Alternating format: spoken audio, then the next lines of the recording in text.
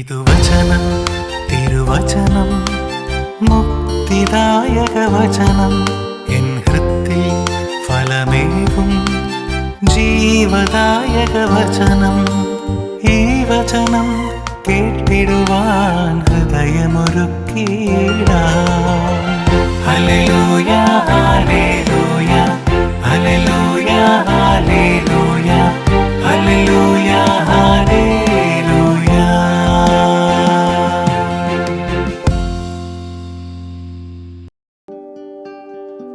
ഈശോമിശിഹായ്ക്ക് സ്തുതിയായിരിക്കട്ടെ. നൂറുമേനിയുടെ ഒരു പുതിയ ഭാഗത്തിലേക്ക് ഏവർക്കും സ്വാഗതം.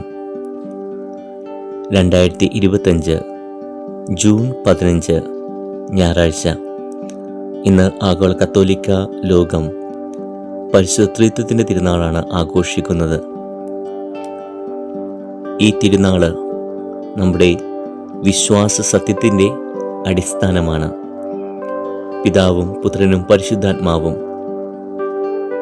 ഒന്നിച്ചിരിക്കുന്ന ഐക്യത്തിൻ്റെ സ്നേഹത്തിൻ്റെ അടയാളമാണ് ത്രിത്വം. കത്തോലിക്ക തിരുസഭയിൽ പലതരത്തിലുള്ള അഭിപ്രായങ്ങൾക്ക് കാരണമായിട്ടുള്ള ഒരു വലിയ രഹസ്യമാണ് പരിശുദ്ധ ത്രിത്വത്തിൻ്റേത്. അതുകൊണ്ട് തന്നെ ഇന്നത്തെ സുവിശേഷത്തിൽ ഈശോ വ്യക്തമായിട്ട് പറയുന്നുണ്ട്, നിങ്ങൾക്ക് ചില കാര്യങ്ങൾ മനസ്സിലാവുകയില്ല, എന്നാൽ സഹായകൻ വരുമ്പോൾ നിങ്ങൾക്ക് ദൈവിക രഹസ്യങ്ങൾ വെളിപ്പെടുത്തി തരുമെന്ന്.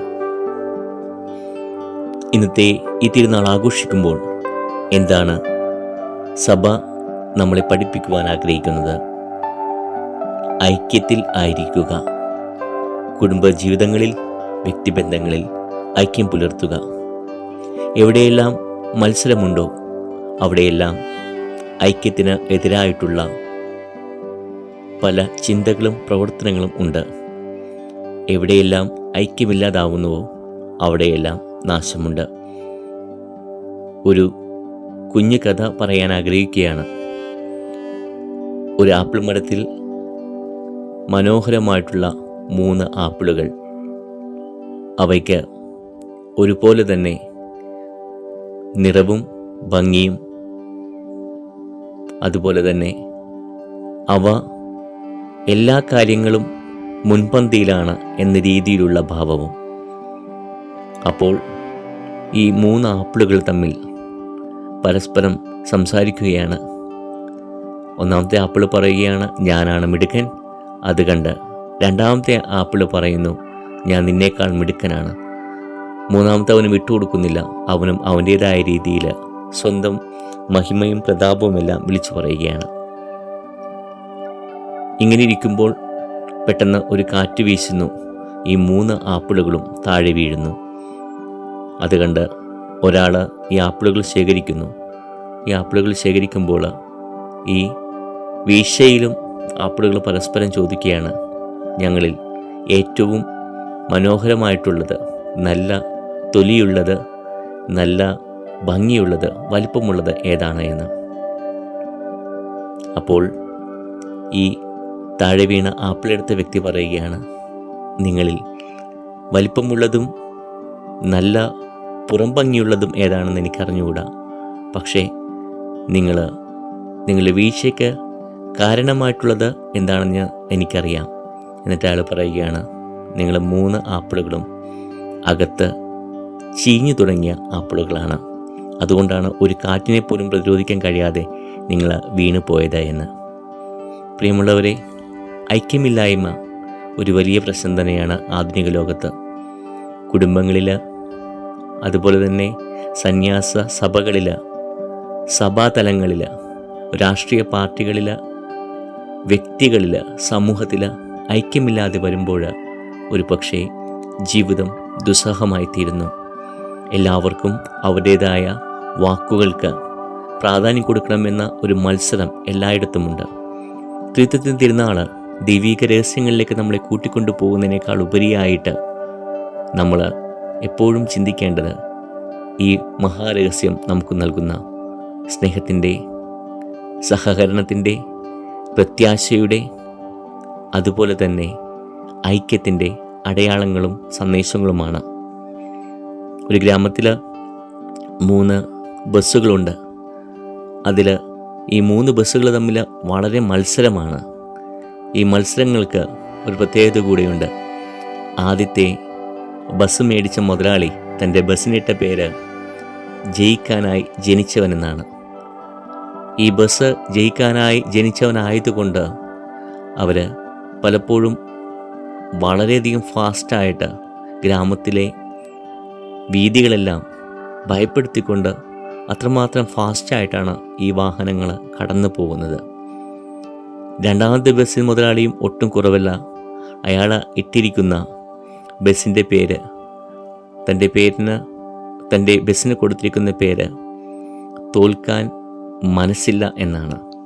ജയിക്കാനായി ജനിച്ചവനും തോൽക്കാൻ മനസ്സില്ലാത്തവനും എപ്പോഴും റോഡുകളിൽ മത്സര ഓട്ടം നടത്തുകയാണ്. അപ്പോൾ ആ ഗ്രാമത്തിൽ ഒരു സാധാരണക്കാരൻ തൻ്റെ സമ്പാദ്യമെല്ലാം കൂട്ടിവെച്ചുകൊണ്ട് ഒരു ബസ് വാങ്ങി. ആ ബസ്സിൻ്റെ പേര് അയാൾ കൊടുത്തത് ജീവിക്കാൻ അനുവദിക്കൂ എന്നാണ്. ജയിക്കാനായി ജനിച്ചവനും തോൽക്കാൻ മനസ്സില്ല എന്ന് പറയുന്ന അവനും അതിന് നടുവിൽ പെട്ടുപോയ ഈ സാധാരണ ബസ് മുതലാളി പറഞ്ഞത് ജീവിക്കാൻ അനുവദിക്കൂ എന്ന ആ ഒരു ബസ്സിലൂടെ ഉദ്ദേശിച്ചത് മത്സരങ്ങൾക്കിടയിലും ജീവിക്കണമെന്ന ആഗ്രഹം ഉണ്ടായിട്ടും അതിനിടയിൽ ക്രഷായി പോകുന്ന ഒരുപാട് ആളുകൾ നമുക്കിടയിലുണ്ട് എന്ന് തന്നെയാണ്. നമ്മുടെ കുടുംബങ്ങളിൽ പലപ്പോഴും ഐക്യമില്ല എങ്കിൽ ജയിക്കാനായി ജനിച്ച അപ്പച്ചനും തോൽക്കാൻ മനസ്സിലാത്ത അമ്മച്ചിയും നടുവിൽ എന്താണ് ജീവിതത്തിൻ്റെ ഈ പ്രശ്നങ്ങൾ എന്ന് മനസ്സിലാകാതെ ജീവിക്കാൻ അനുവദിക്കൂ എന്ന് കൈകൂപ്പി പറയുന്ന കുഞ്ഞുങ്ങളെയും നമ്മൾ കാണാറില്ലേ? കുടുംബങ്ങളിലേക്ക് ദൈവീകമായ കൃപ ലഭിക്കുന്നതിന് വേണ്ടി ഈ ത്രിത്വത്തിൻ്റെ തിരുനാൾ നമ്മളോട് ആവശ്യപ്പെടുകയാണ്. ഐക്യമായിരിക്കുക. ഈശോ സുവിശേഷങ്ങളിലൂടെ പറയുന്നു, ഞാനും പിതാവും ഒന്നാണ്. പിതാവിൻ്റെ രഹസ്യങ്ങൾ ഞാൻ നിങ്ങൾക്ക് അറിയിച്ചു തരുന്നു. അതുപോലെ തന്നെ ഈശോ പറയുന്നുണ്ട്, സഹായകൻ നിങ്ങളുടെ ഇടയിലേക്ക് കടന്നു വരുമെന്ന്. അതായത് പിതാവ് അയക്കുന്ന പുത്രൻ്റെ സ്നേഹമായ, പിതാവിൻ്റെ സ്നേഹമായ പരിശുദ്ധാത്മാവ്.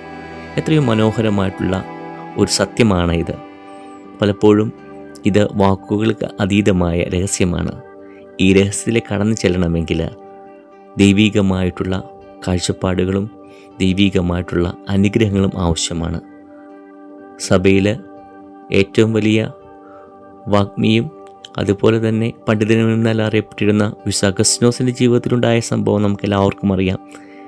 രഹസ്യങ്ങളായ ദൈവീക രഹസ്യങ്ങളെക്കുറിച്ച് ധ്യാനിക്കുമ്പോൾ എപ്പോഴും അഗസ്റ്റിനോസിന് ഒരുപാട് ചിന്താക്കുഴപ്പങ്ങൾ ഉണ്ടതായിട്ട് ചരിത്രം രേഖപ്പെടുത്തുന്നുണ്ട്. വിശുദ്ധ ത്രിത്വത്തെക്കുറിച്ചുള്ള അദ്ദേഹത്തിൻ്റെ മനോഹരമായിട്ടുള്ള ഒരു ചിന്ത ഇപ്രകാരമായിരുന്നു.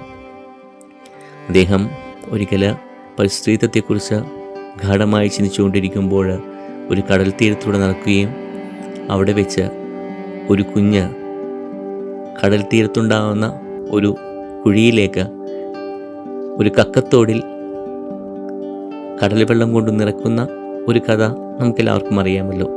ഈ കുഞ്ഞിൻ്റെ പ്രവൃത്തി കണ്ട് അഗസ്റ്റിനോസ് ചോദിക്കുന്നുണ്ട്, നീ എന്താണ് ചെയ്യുന്നത്? അപ്പോൾ കുഞ്ഞ് പറയുകയാണ്, ഞാൻ ഈ കടലിനെ ഈ ചെറിയ കുഴിയിലേക്ക് മാറ്റുകയാണ്. അപ്പോൾ അഗസ്റ്റിനോസ് പറഞ്ഞു അത്രേ, ദാറ്റ്സ് ഇമ്പോസിബിൾ, അതൊരിക്കലും സാധിക്കുകയില്ല. കാരണം ഈ അഗാധമായ കടലിനെ എപ്രകാരമാണ് ഒരു കുഴിയിലേക്ക് മാറ്റുന്നത്? അപ്പോൾ ഈ കുഞ്ഞ് തിരിച്ചൊരു ചോദ്യം കൂടി ചോദിച്ചു, അങ്ങനെയെങ്കിൽ ദൈവിക രഹസ്യമായ ത്രിത്വത്തിനെ എങ്ങനെയാണ് മാനുഷികമായ കണ്ണുകൊണ്ട് നമുക്ക് വിവരിക്കുവാൻ സാധിക്കുന്നത്? പ്രിയമുള്ളവരെ, ചില കാര്യങ്ങൾക്ക് ഉത്തരമില്ല, ചില കാര്യങ്ങൾക്ക് എക്സ്പ്ലനേഷൻ ഇല്ല. ഇതിനെക്കുറിച്ച് ആർക്കെങ്കിലും തർക്കമുണ്ടെങ്കിൽ ഒന്ന് ആലോചിച്ച് നോക്കൂ. നമ്മുടെ അമ്മ നമ്മളെ എത്രമാത്രമാണ് സ്നേഹിക്കുന്നത്, അതിനളവുണ്ടോ? നമ്മുടെ അപ്പച്ചൻ എത്രമാത്രം കരുതലോടുകൂടെയാണ് നമ്മൾ ചേർത്ത് പിടിക്കുന്നത്, അതിന് അളവുണ്ടോ? എത്രമാത്രം വിദ്യാഭ്യാസമുള്ള കുഞ്ഞുങ്ങളാണെങ്കിലും നമ്മുടെ അപ്പച്ചനും അമ്മച്ചിയും ജീവിച്ച ജീവിത സാഹചര്യങ്ങൾ, അവർക്ക് ലഭിച്ച എല്ലാ അനുഭവങ്ങളും നമ്മുടെ വിദ്യാഭ്യാസം കൊണ്ട് നമ്മൾ നേടിയെടുക്കുന്നുണ്ടോ? അങ്ങനെ മനുഷ്യന് മനസ്സിലാക്കാൻ സാധിക്കാത്തതും അളവുകൾ കൊണ്ട് തൂക്കി നോക്കുവാൻ സാധിക്കാത്തതുമായ പല കാര്യങ്ങളുമുണ്ട്. പക്ഷേ അവയെല്ലാം നൽകുന്ന വലിയ പാഠങ്ങൾ പഠിക്കുവാനും ധ്യാനിക്കാനും നമുക്ക് കഴിയണം. പരിശുദ്ധത്വം ഇന്ന് നമ്മളോട് ആവശ്യപ്പെടുകയാണ്.